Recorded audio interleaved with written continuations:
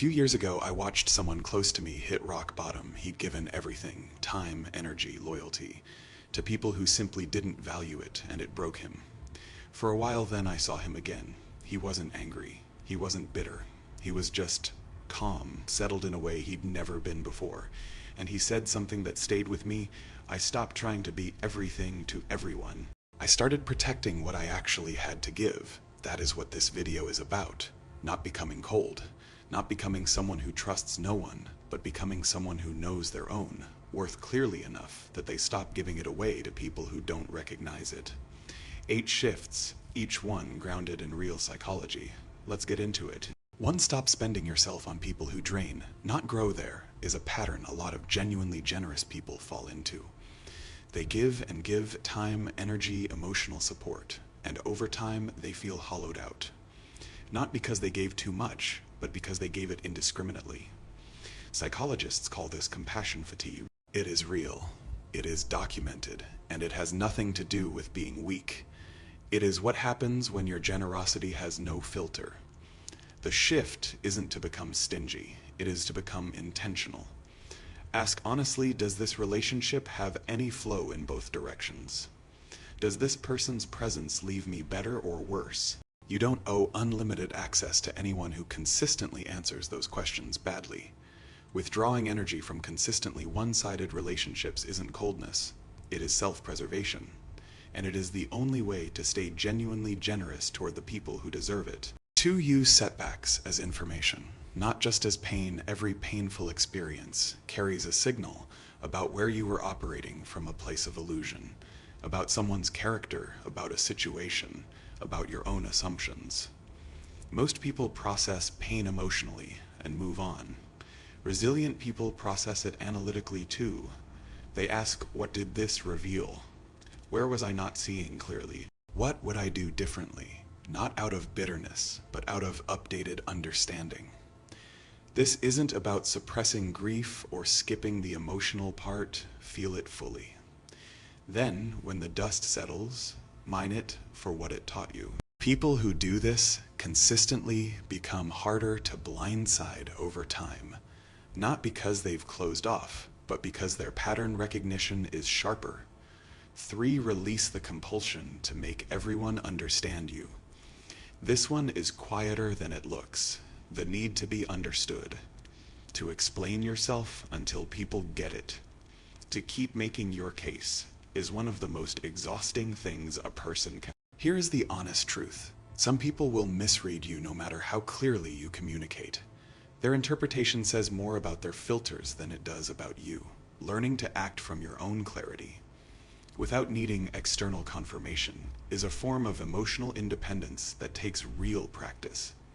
It doesn't mean you stop communicating. It means you stop making your peace contingent on whether people accept what you've said.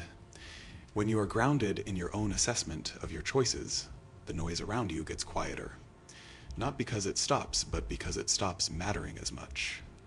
4. Detachment from outcomes, not from people. There is an important distinction here that a lot of content in this space gets wrong. Healthy detachment isn't about becoming indifferent to people.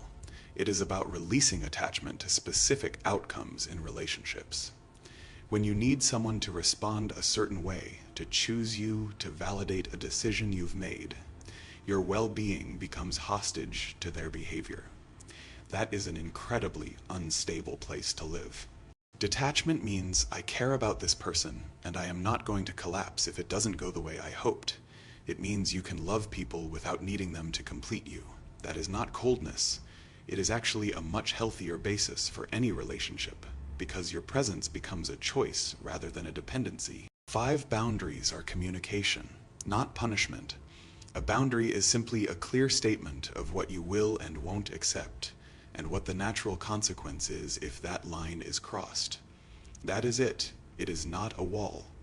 It is not a weapon. It is information. The reason people struggle with boundaries is that they were taught, often in childhood, that keeping the peace matters more than keeping themselves intact. So saying no, or enforcing a consequence, feels like a betrayal of who they are. But here is what consistently happens without them. Resentment builds quietly, relationships become transactional on one side. and you eventually either explode or disengage completely. Boundaries short-circuit that entire cycle. The people in your life who truly respect you won't resent your limits. They'll respect them. That filtering function alone tells you a lot about who belongs in your inner circle.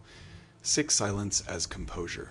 Not as a weapon, there is a version of use silence strategically that is really just about manipulation, making people nervous, manufacturing mystery.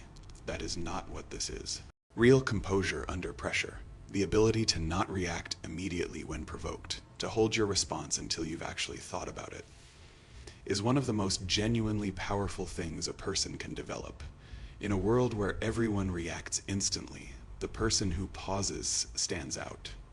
Not because they're playing a game, but because their responses are considered rather than reflexive. That quality earns genuine respect from people worth impressing. Practice this next time you feel the urge to react immediately to an insult, a disagreement, a provocation. Wait even 30 seconds. See what comes out when you've given it space.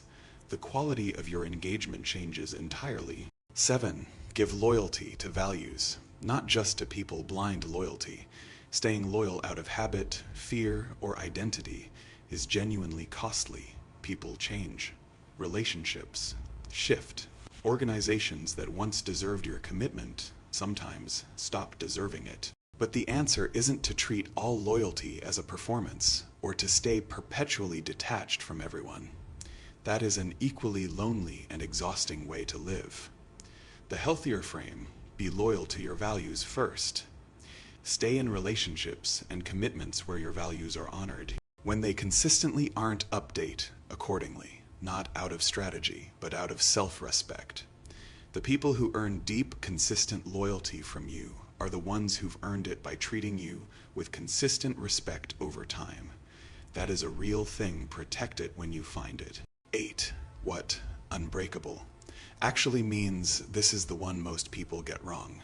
Unbreakable doesn't mean unfeeling. It doesn't mean closed off, cynical, or beyond being hurt.